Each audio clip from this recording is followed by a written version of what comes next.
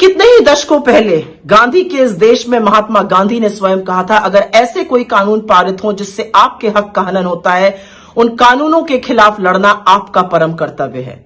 आज से कितने ही साल पहले सरदार वल्लभ भाई पटेल ने यह कहा था कि जो किसान बाढ़, पानी, आंधी, अंधड़, गर्मी, बरसात सब में रहकर फसल उगाता है, उसको किसका डर है।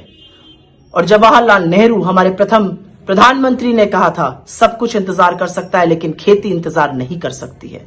आप किसी की ना सुनिए, आप इन महापुरुषों की तो सुनिए, क्योंकि आप दंभ और अहंकार में इतने चूर हैं कि आप ये भूल गए हैं कि दिल्ली के बॉर्डर पर इस देश का अन्नदाता लगभग 2 महीने से अपने हक की गुहार कर रहा है। लगभग 70 किसानों की मौत हो चुकी है। उसका जिम्मेदार कौन है? निर्वाचित आपको किया गया, वोट आपको दिया गया और आप ही के मंत्री और आप ही लोग कहते हैं कोर्ट चले जाओ। आप कब तक सुप्रीम कोर्ट के पीछे, कब तक इनके पीछे, उनके पीछे छिपते रहिएगा?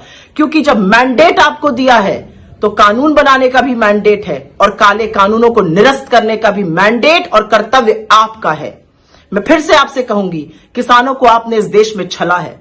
अपनी कुरीतियों से 15,000 रुपए हेक्टेयर कृषि करने का दाम महंगा हुआ है। चाहे वो डीजल का दाम हो, पेट्रोल का हो, बीज का दाम हो, ट्रैक्टर का दाम हो, किसानों ने हर यातना, हर अवेलना सहकर किस किस नाम से उनके आपके मंत्रियों ने उनको बुलाया नहीं है। खालिस्तानी कहा गया, आतंकवादी कहा गया, पाक चीन का एजेंट तक कहा गया। लेकिन याद रखिएगा, यही किसान चंपारण की लड़ाई लड़े थे, यही किसान स्वतंत्रता आंदोलन में लड़े थे और स्वतंत्रता संग्राम इनके रक्त से रंजित है।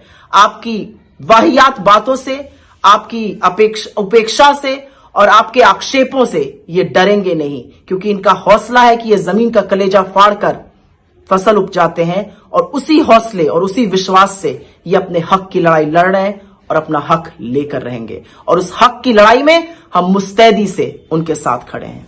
धन्यवाद।